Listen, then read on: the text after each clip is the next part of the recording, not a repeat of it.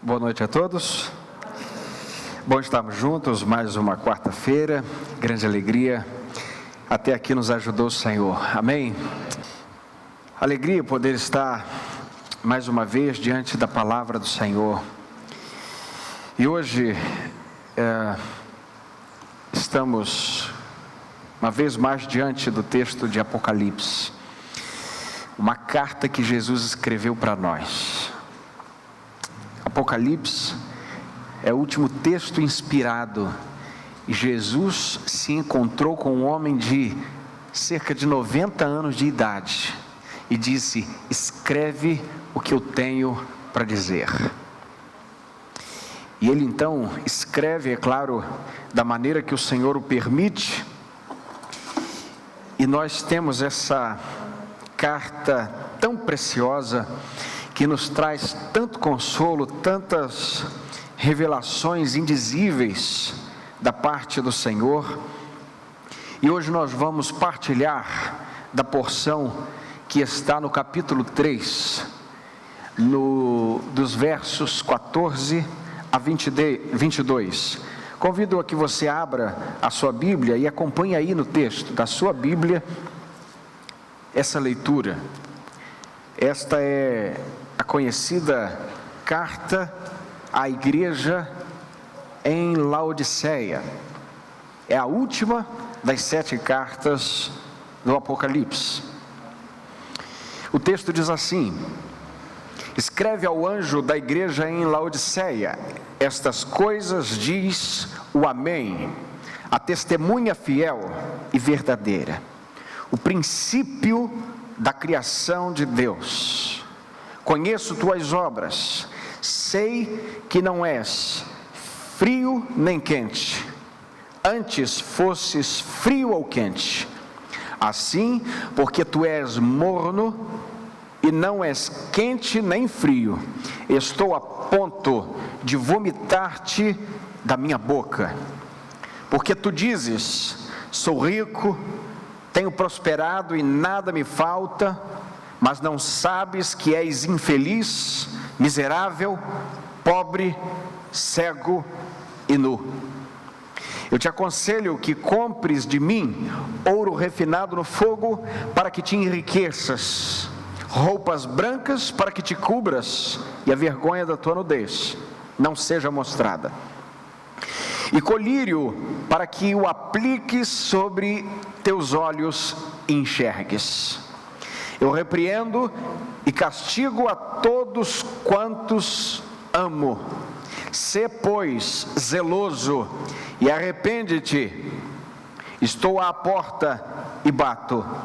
Se alguém ouvir a minha voz e abrir a porta, entrarei em sua casa e cearei com ele e ele comigo. Ao vencedor, eu lhe concederei que se assente comigo no meu trono, assim como eu venci e me assentei com meu Pai no seu trono. Quem tem ouvidos, ouça o que o Espírito diz às igrejas. Amém. Escreve ao anjo da igreja em Laodiceia. Laodice é o nome da mulher que inspirou o nome da cidade Laodiceia. Na verdade, essa mulher, que é mulher de Antíoco Seleuco II, foi inspiração para ele, para que ele pudesse dar o nome à cidade.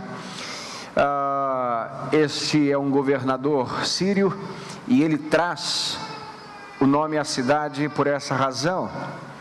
Há pouca coisa sobre Laodice, mas o que se tem é trágico, no sentido de mostrar ser uma mulher terrível. O texto nos mostra que Cristo está escrevendo para uma igreja que está na cidade de Laodiceia. Esta é uma cidade rica, opulenta, numerosa, e Jesus traz reprimendas sérias a esta igreja.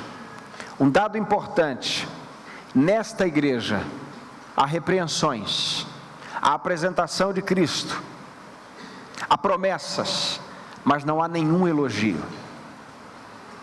Jesus não traz qualquer coisa positiva concernente à igreja de Laodiceia. E o texto começa dizendo assim, é a apresentação do próprio Jesus. Estas coisas diz o Amém, a testemunha fiel e verdadeira, o princípio da criação de Deus. Bem, o texto começa então com a apresentação de Jesus, se dizendo ser o Amém. O que é isso? Quem é que se chama Amém? Amém é uma expressão que a gente conhece. Na verdade, a gente vai perceber que no português isso chama-se uma autonomásia, ou seja, você toma um substantivo, qualquer nome, e dá nome a uma pessoa, e é o que está acontecendo aqui. Jesus se chama o Amém. E o que é Amém?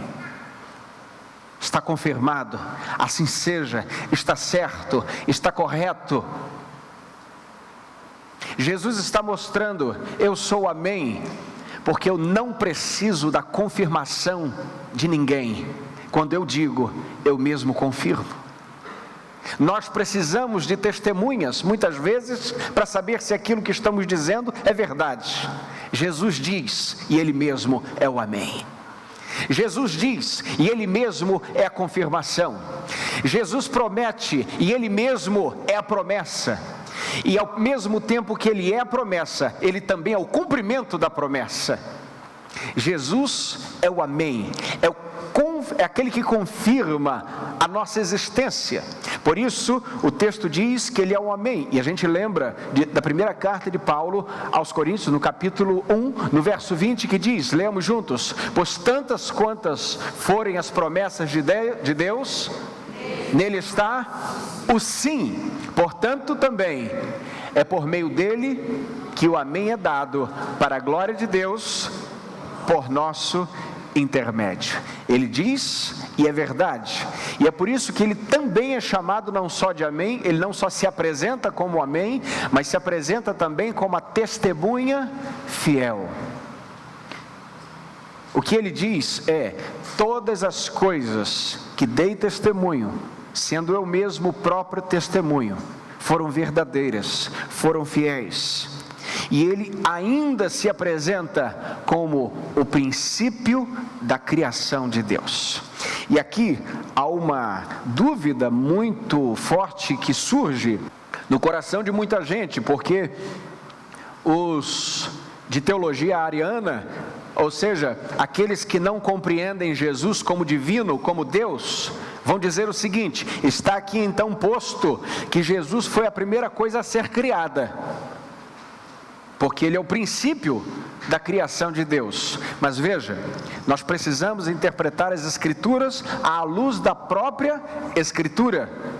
Quando nós temos um texto mais obscuro, precisamos de outros textos claros, para que possamos compreender textos que para nós sejam difíceis. E esse é o primeiro ponto de interpretar um texto que para nós seja obscuro.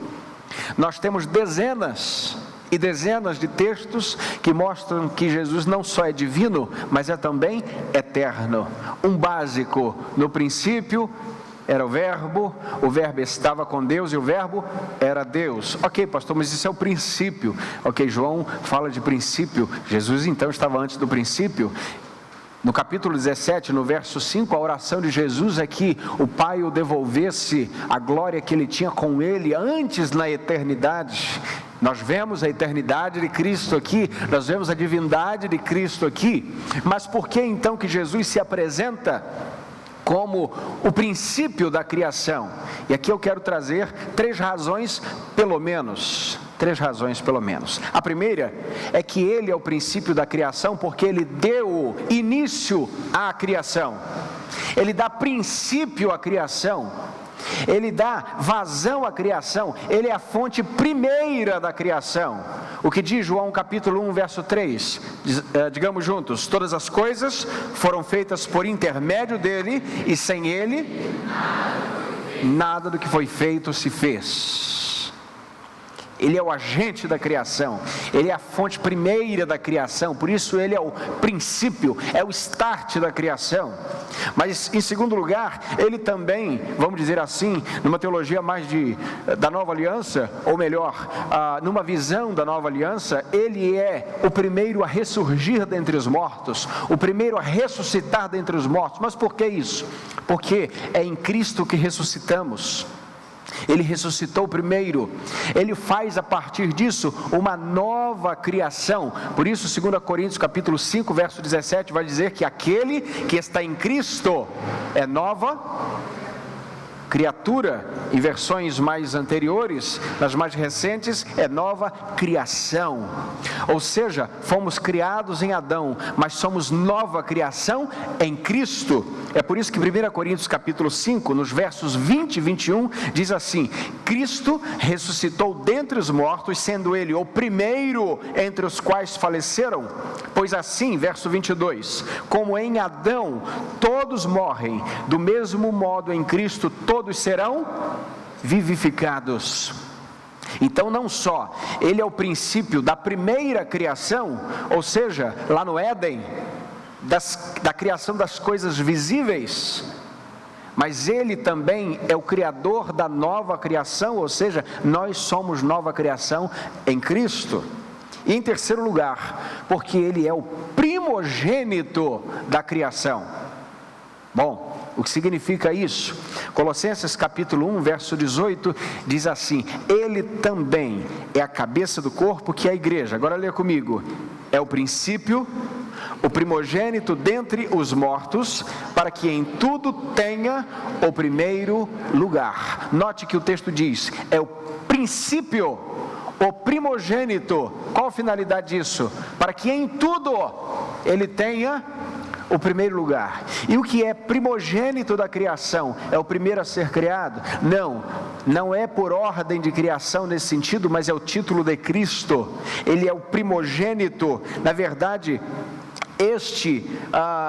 não se refere ao tempo em que Cristo foi criado, mas é a sua posição de honra diante da criação. Ele é o primogênito entre ou diante da criação. Essas três razões, pelo menos, nós temos que nos ajudam a interpretar e aprofundar a apresentação de Jesus como sendo o princípio da criação.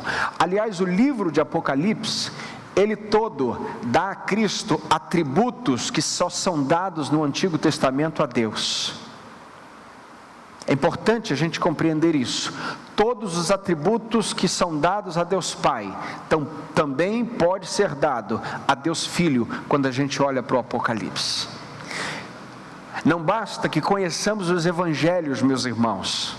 Os evangelhos são o registro histórico do Cristo encarnado e fala do mistério da encarnação, é claro, de acordo com que nós somos capacitados pelo Espírito a ler, de acordo como o Espírito capacitou os homens a escrever e a registrar a revelação. Mas quando nós olhamos somente para os 4 evangelhos, nós não temos a visão do todo da pessoa de Cristo. Nós vemos o Cristo encarnado, nós vemos o Cristo de dores, nós vemos o Cristo que sofre e que vence a morte, mas quando nós linkamos esta visão com o Cristo do Apocalipse, a nossa visão de Cristo se enaltece, se agiganta e se completa. Por isso, é importante que a gente compreenda o livro do Apocalipse como aquele que mostra uma divindade profunda do Senhor, embora, é claro, nos evangelhos há muito sobre a divindade do Senhor nosso Deus. Isso é claro que existe. Mas vamos continuar, o texto diz no verso 15, vamos ler juntos? Conheço tuas obras.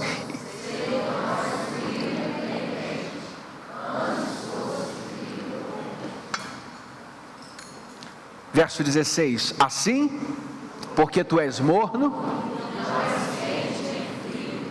estou a ponto.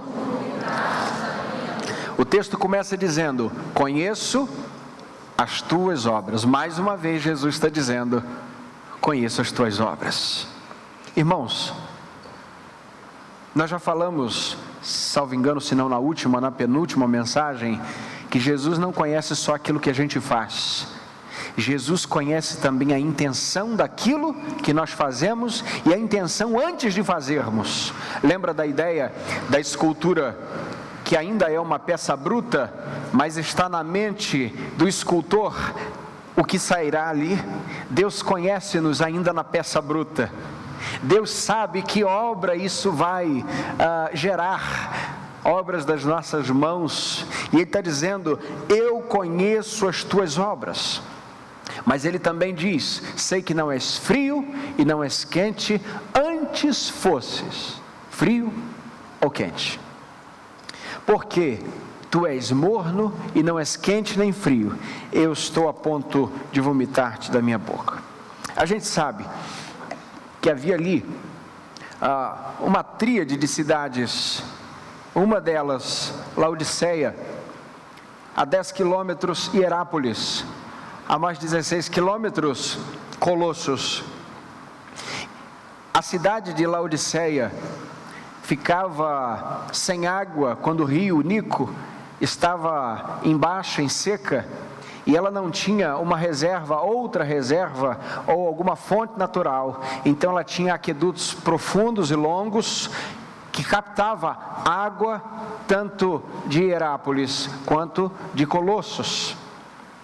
E aí, o que acontece é que essas duas cidades vizinhas tinham características interessantíssimas e antagônicas entre si. Quando nós olhamos para a cidade de Colossos, percebemos que ela tem uma água fresca, cristalina, vamos dizer assim, uma que mata a sede com força, uma água boa de se beber, tá certo? Uma água jóia assim, da melhor qualidade. Talvez só em Raposo tem uma igual. Quando nós olhamos para Hierápolis, era um local de águas termais, de águas quentes, naturalmente aquecidas. O que acontece é que, se Hierápolis enviasse água para Laodiceia, ela sairia de lá quente, mas chegaria lá não tão quente, morna, não boa para beber. Se a água viesse de Colossos, a água sairia de lá fresca, mas chegaria morna da mesma forma. A água fresca matava a sede. A água quente, ou a água aquecida, a água termal, era boa, vamos dizer, para as terapias gerais. O que Jesus está dizendo para Laodiceia é, diante deste comparativo geográfico, você não é uma coisa nem outra, porque ninguém aguenta beber água morna. Jesus não está dizendo: seja um fanático muito quente na fé, ou seja um mundano frio. Jesus não está dizendo isso, porque alguns dizem que ou larga a fé, ou então vai para o extremo. Não é isso que Jesus está dizendo. O que Jesus está dizendo é: se você fosse quente, você teria uma utilidade; se você fosse frio, você teria outra utilidade, só que você não serve para nada, porque não é útil nem de um lado nem do outro. Os irmãos compreendem? Já estou pecando, vou sair da igreja para ser frio de uma vez. Não é isso que o texto está falando. Jesus vai achar melhor assim. Não é disso que o texto está falando. Compreende, irmão? E tem muita gente que pega esse texto e diz o seguinte: vou cair no mundão, porque minha fé está lá embaixo, e aí Jesus falou que morno não dá. Jesus está dizendo que cada coisa tem a sua utilidade. O ruim é quando o muro é o local do crente. Lembra que alguém, isso é uma história, não está na Bíblia, não está em livro nenhum, não está na história da igreja, tá? É uma parábola que alguém disse. O diabo foi questionado por que ele não se importava com as pessoas em cima do muro, e a resposta dele falou: não, que o muro é meu também. Essa moçada aí está tudo comigo. Veja, Jesus está dizendo: meu irmão, minha irmã, para nós também nessa noite, que a posição da boa política, do politicamente correto, da boa vizinhança, o caminho do menor esforço, nem sempre, ou quase nunca, é o caminho que Jesus nos apresenta como sua vontade. Diante disso, Jesus está dizendo para esta igreja: você precisa ser uma coisa ou outra, ou você precisa perceber que a sua vida tem ou deve ter uma utilidade espiritual. E ele continua dizendo, leia comigo: porque tu dizes, sou rico, tenho prosperado, nada me falta, mas não sabes que és infeliz, miserável, pobre, cego e nu. Mais uma vez: infeliz, miserável, pobre, cego e nu. Um historiador chamado Estrabão traz relatos de que a cidade de Laodiceia era um centro financeiro muito rico. A cidade de Laodiceia era extremamente rica, certamente a mais rica de todas as 7 cidades mencionadas nas igrejas da Ásia, nessas 7 cartas. E aí ele traz, esse historiador traz 3 razões, pelo menos, que levavam a cidade a essa grande riqueza. Primeiro, é a indústria ou a fabricação têxtil da cidade. A cidade era conhecida por produção em larga escala de lã, de roupas de frio. Em segundo lugar, era lá que havia uma escola de medicina. Eles tinham um colírio famoso na cidade, com atributos locais, com elementos locais, chamado pó frígio, que era um pó que era misturado a uma solução e tinha alto poder curativo na visão das pessoas. E também essa escola da medicina tinha ligação com um deus chamado Esculápio. E a terceira razão era a demanda das primeiras 2. Diante dessa efervescência comercial, estavam ali, vamos dizer, os grandes bancos da época, se é que podemos usar essa palavra. O centro bancário, o sistema financeiro estava muito concentrado na cidade de Laodiceia. Diante disso, Jesus está dizendo para essa cidade: você diz que é rico, você diz que tem prosperado, você diz que não te falta nada, mas você não sabe que é infeliz, que é miserável, que é pobre, que é cego e que é nu. Que notícia trágica! O que Jesus está nos mostrando é que nós podemos achar que nós estamos muito bem, mas na verdade nós não estamos nada bem. Que a nossa espiritualidade está em alta, mas que se nós levantarmos, ou melhor, se formos vítimas da supervisão em qualquer momento do Espírito, e ele levantar o tapete, nós veremos ali embaixo desse tapete muita coisa que vai tornar a nossa visão de nós mesmos a mais miserável possível. O que Jesus está dizendo para essa igreja, meu irmão, minha irmã, é que há coisas espirituais e profundas do Espírito que o dinheiro não tem como comprar, que as circunstâncias físicas, humanas, não tem como proporcionar. E Jesus então diz o seguinte no verso 18: eu te aconselho que compres de mim ouro refinado no fogo, para que te enriqueças, roupas brancas para que te cubras a vergonha da tua nudez não seja mostrada, e colírio para que apliques sobre os teus olhos e enxergues. Diante disso, nós vemos aqui, só neste verso, ou a partir dele, 4 elementos que a igreja de Laodiceia perdeu no caminho. Em primeiro lugar, Laodiceia perdeu o privilégio de receber riquezas espirituais. Preste atenção nisso. Uma igreja perdeu privilégios, ou o privilégio de receber coisas espirituais, riquezas espirituais profundas. Leia comigo: eu te aconselho que compres de mim ouro refinado no fogo, para que te enriqueças. Essa expressão, eu te aconselho, é uma expressão que afronta a opulência de Laodiceia. Por quê? Porque eles estavam se achando tão bons, eles estavam num momento tão ideal, que eles estavam, vamos assim dizer, num neologismo, inaconselháveis. Não precisavam de conselhos.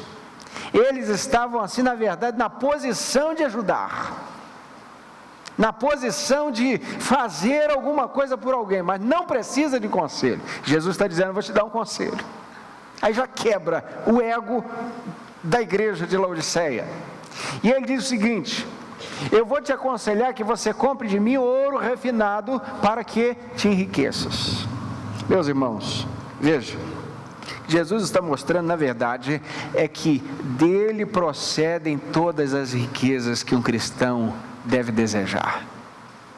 E aqui, a despeito do nosso Senhor ser também Senhor das riquezas visíveis e distribuí-las de acordo com o que Ele deseja fazer, e que estas riquezas, tê-las ou não, não é sinônimo de pecado ou super espiritualidade, absolutamente. Nem quem tem muito é abençoadão, nem quem tem pouco é miserável, ou é super espiritual porque quase não tem, não é nada disso. Mas o que Jesus está mostrando é: Laodiceia, você está perdido, compreendendo que as tuas posses são as coisas mais preciosas, mas eu desejo derramar sobre vocês riquezas infindáveis, coisas mais profundas, coisas que você não pode sacar no banco, coisa que o teu trabalho, que as tuas obras não podem produzir.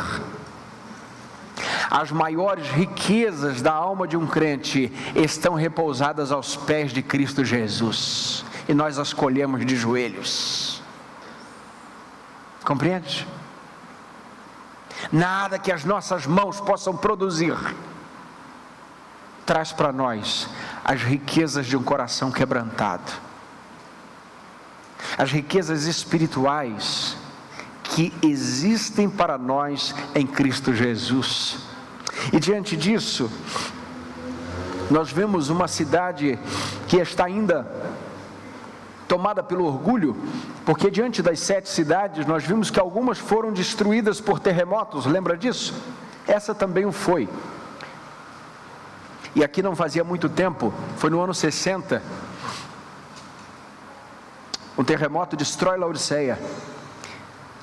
As outras também, algumas tinham sido destruídas, mas Laodiceia foi a única que disse ao Império Romano: não precisamos da sua ajuda para reconstruir-nos.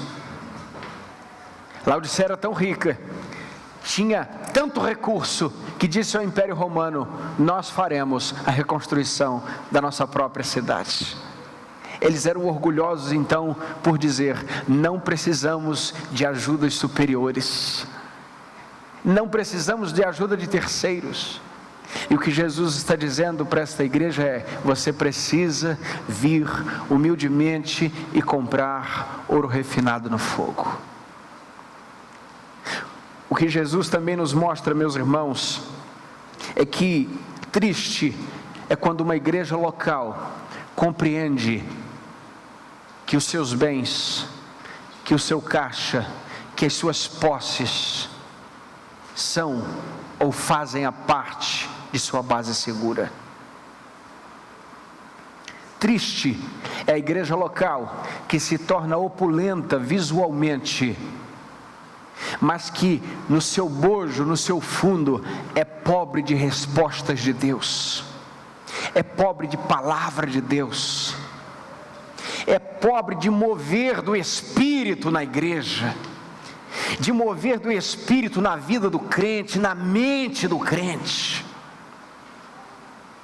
Porque é o Espírito Santo que vai destruindo as fortalezas de Satanás nos pensamentos, nas ações, nas atitudes, nas coisas antigas, que vai quebrando o orgulho.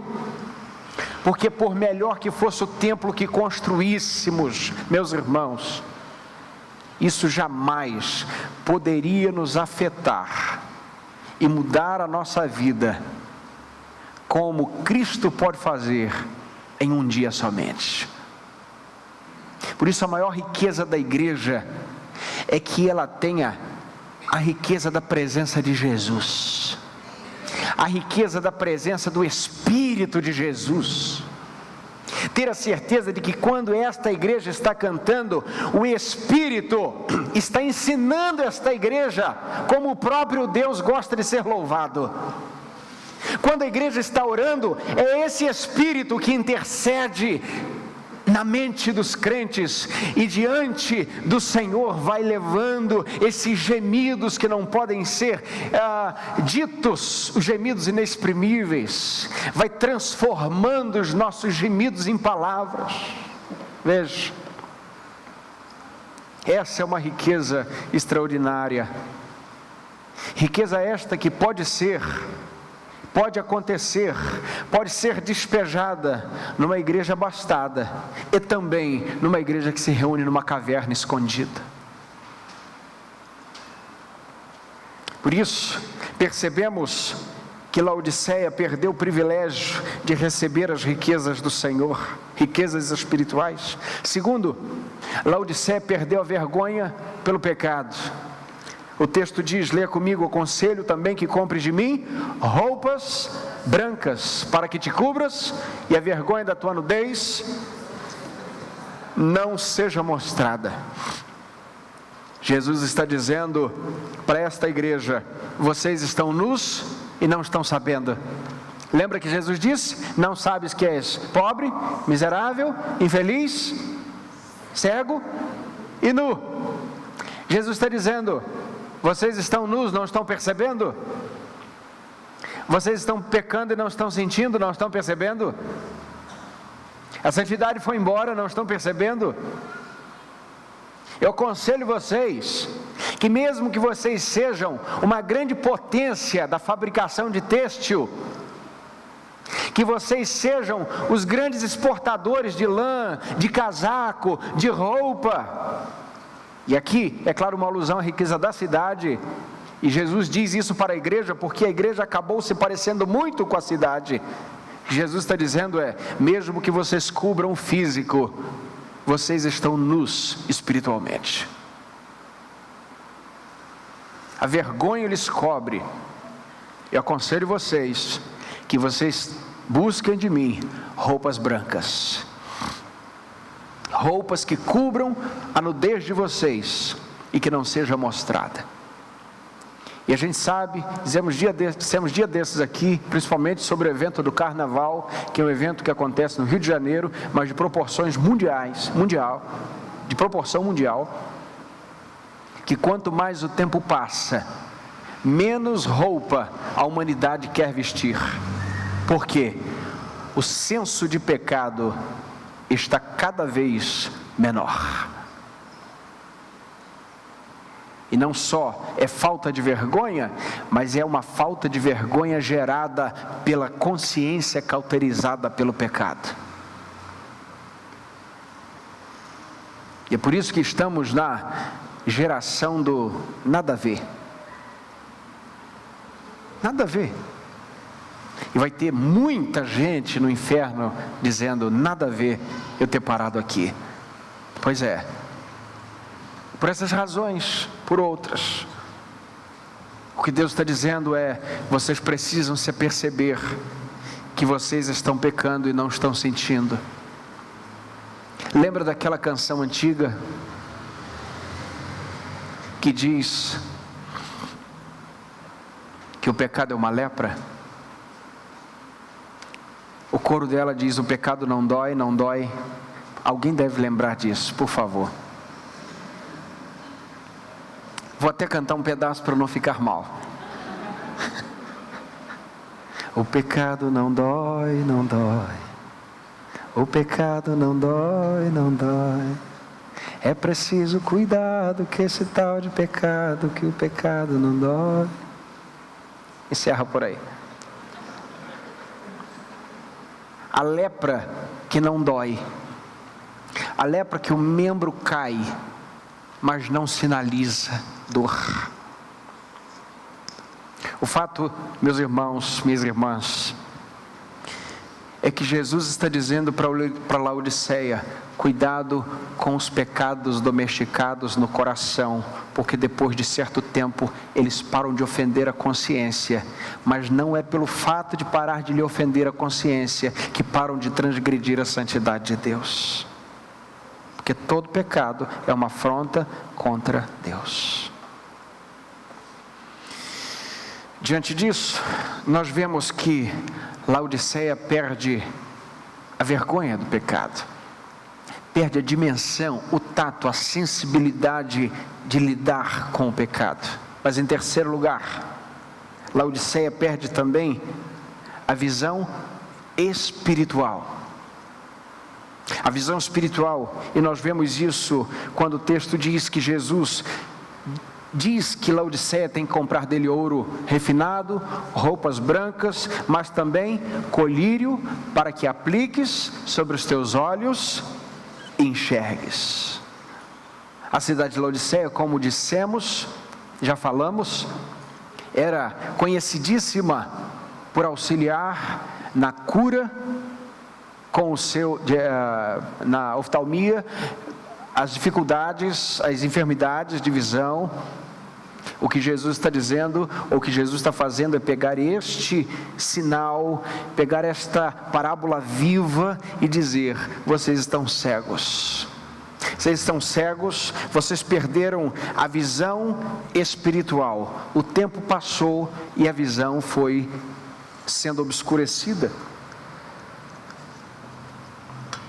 E não há nada, meus irmãos, pior do que a gente saber que Deus está colocando diante de nós algo e nós não estamos enxergando. Mas não há nada melhor também de saber que as catástrofes podem acontecer, mas se Jesus está colocando algo diante de nós e nós estamos com os olhos abertos, nós temos a certeza de que Ele está falando conosco. Isso nos lembra Isaías capítulo 6, quando a tragédia nacional acomete Judá. Uzias reina por 52 anos, depois morre leproso fora do trono. É nesse momento que Isaías disse: no ano em que morreu o rei Uzias, eu vi o Senhor assentado em seu alto e sublime trono. Eu vi o Senhor.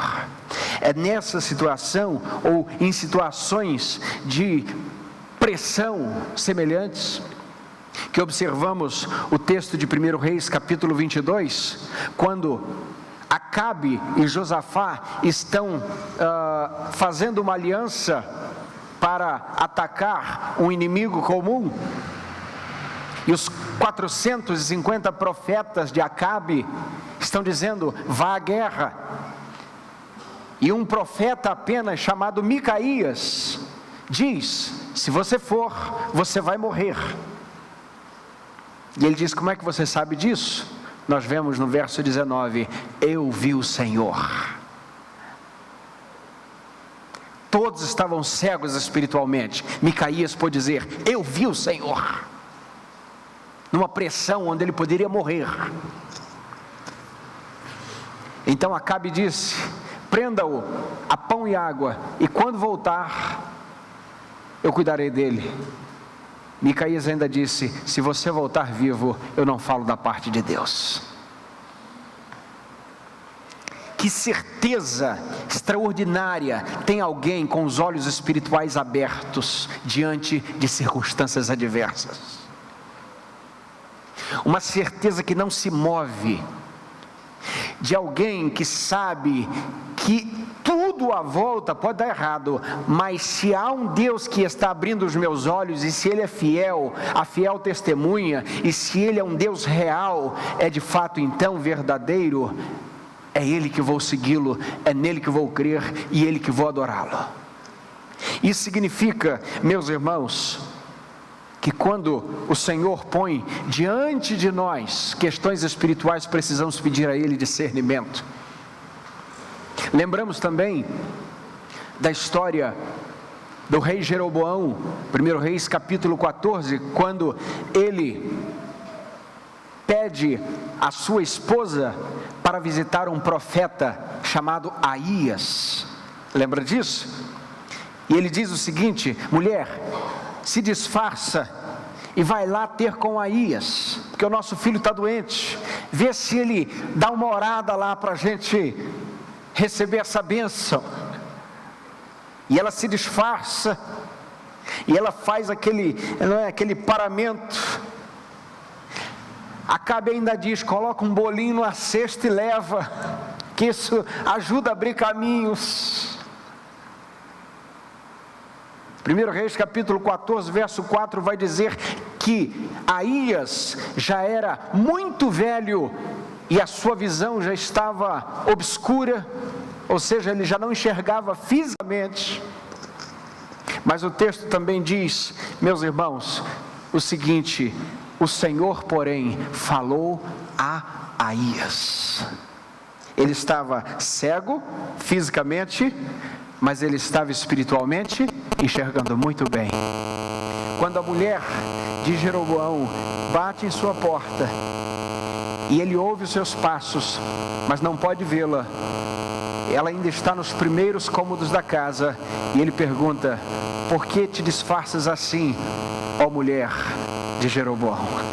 Olhos espirituais abertos é o que nós precisamos para discernir as estratégias disfarçadas de Satanás perto de nós. Isso nos lembra também o relato de 2 Reis, no capítulo 6, quando o rei da Síria começa a perceber que está perdendo a batalha, ou perdendo a oportunidade de emboscar Israel, porque eles fazem uma estratégia dizendo: Israel vai passar por aqui, e quando Israel passar por aqui, então nós vamos atacá-los. Então o texto diz que o Senhor, através de seu profeta Eliseu, avisava ao rei de Israel: não vá por aqui, porque eles vão armar emboscada. Então eles não iam. Aconteceu 1, 2, 3, o rei da Síria reuniu o pessoal e disse o seguinte: eu quero saber quem de vocês está dedurando a gente, assim num português legal. Quem é que está infiltrado? Porque não é possível. Aí levantou e disse: não é isso não, Senhor, é porque eles têm Eliseu. E toda vez que o Senhor fala alguma coisa no seu quarto, Deus fala para ele. Extraordinário, gente. Aí ele disse: exército, se reúne aí e vai onde está esse Eliseu, traz esse moço para cá. E o exército então cerca onde está Eliseu, logo pela manhã. Eu imagino a cena, e eu quero fazer essa leitura imaginativa do texto. Está Eliseu, está o seu moço. O moço aqui andava com o profeta para que aprendesse o ofício. E aí, Eliseu acorda cedo. O moço acorda primeiro, certamente para fazer um café, alguma coisa. E ele percebe que está cercado do exército inimigo. E ele, desesperado, diz: meu senhor, não está vendo? E agora, o que nós vamos fazer? E aí eu imagino Eliseu com a xicrinha do café.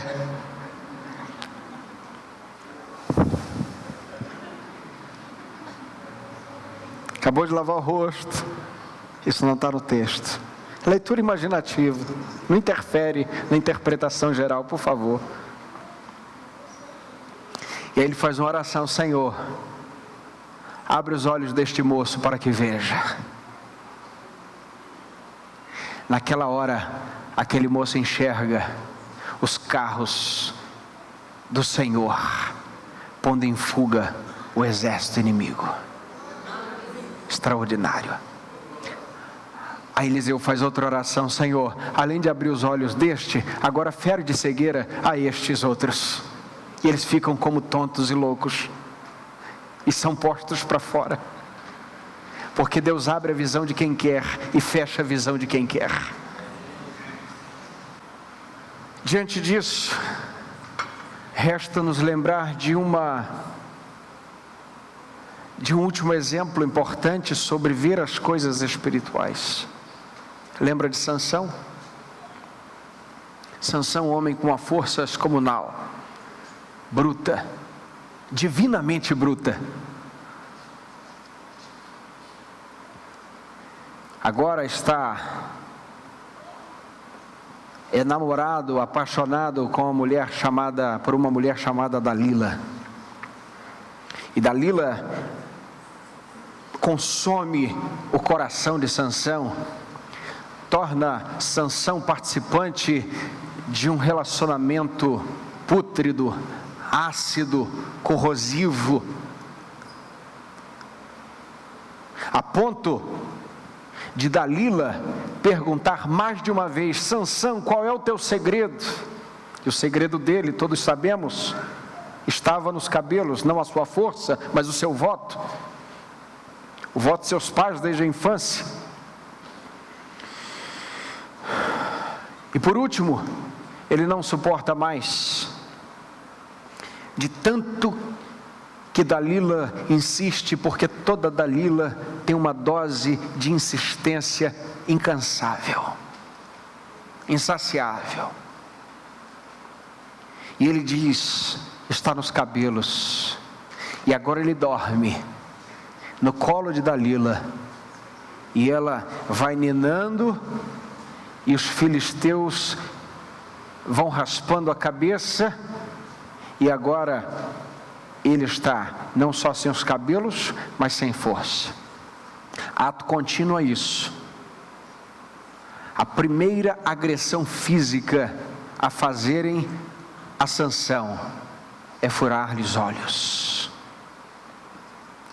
Antes de furarem os seus olhos físicos, os seus olhos espirituais já estavam tapados pelo sono do colo de Dalila. Porque quando foi levantar do colo de Dalila, nós lemos isso em Juízes capítulo 16, verso 20, ele disse: me levantarei e irei contra os filisteus como das outras vezes. Mas o texto diz: ele porém não sabia que o Espírito não estava com ele. Vou repetir: ele não sabia. Ele achava que estava, mas não estava.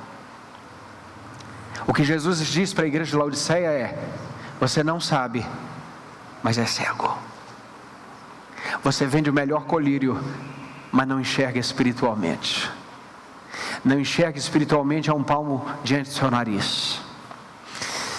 Diante disso, meus irmãos, Jesus dá uma palavra de esperança: eu repreendo e castigo a todos quanto amo. Sê, pois, zeloso e arrepende-te. Aqui há uma esperança. Jesus está dizendo para Laodiceia: Laodiceia, apesar de tudo isso, você ainda é minha igreja. Você é minha igreja e eu vou lhe repreender. Por quê? Provérbios 3,12 diz: porque o Senhor repreende a quem ama, assim como o pai repreende o filho a quem quer bem.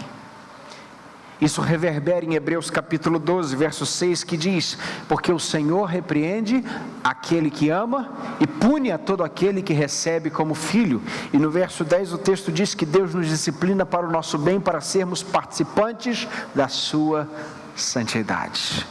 O que faltava em Laodiceia? Santidade. O que Deus ia fazer à igreja? Puni-la, repreendê-la, discipliná-la. Para quê?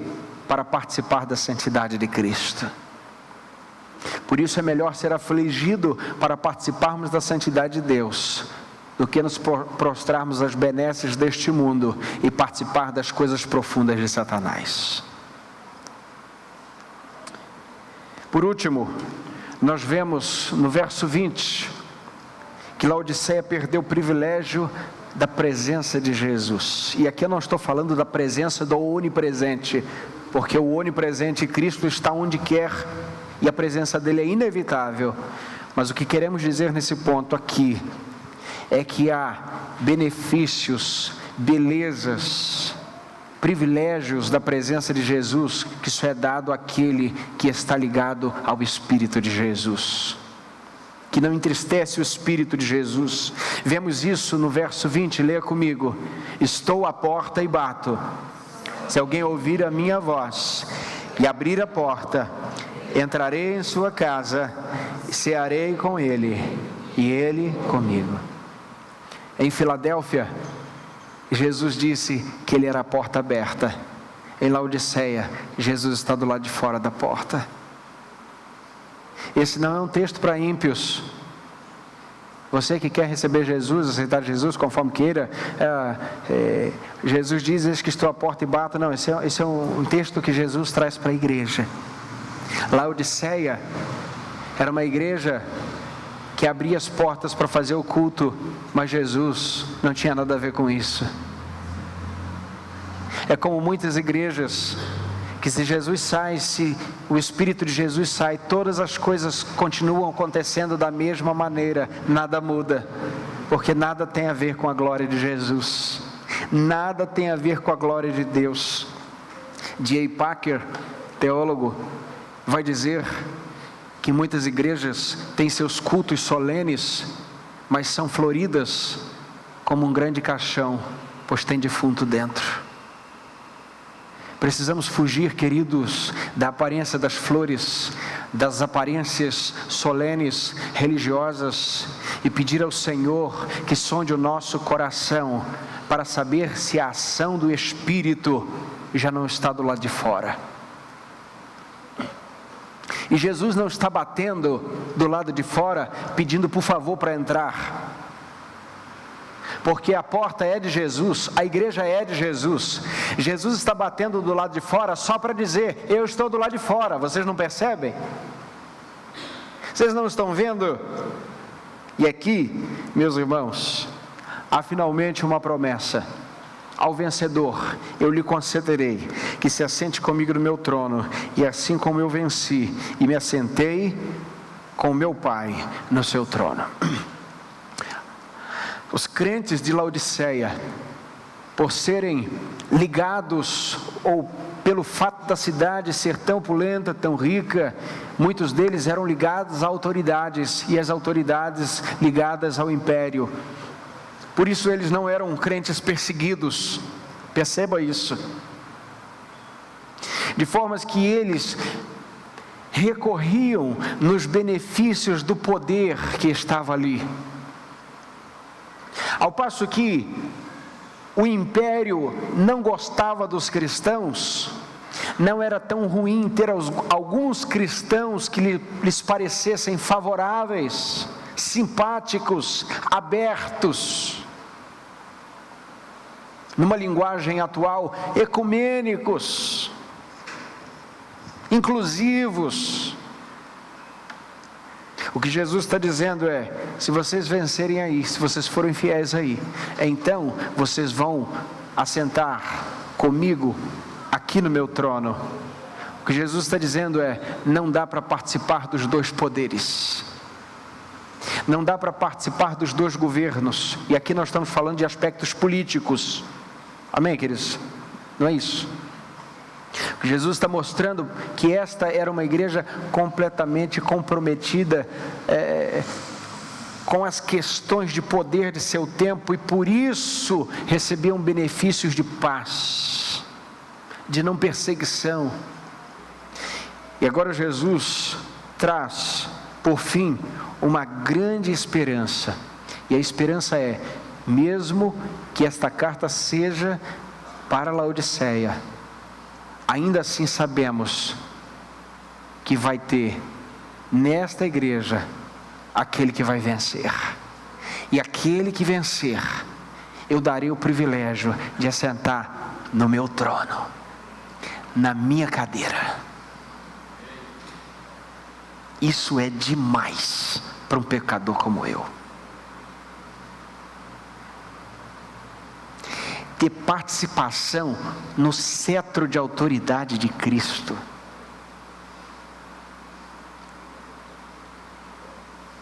Hoje somos menores que os anjos em força, em poder, em espiritualidade.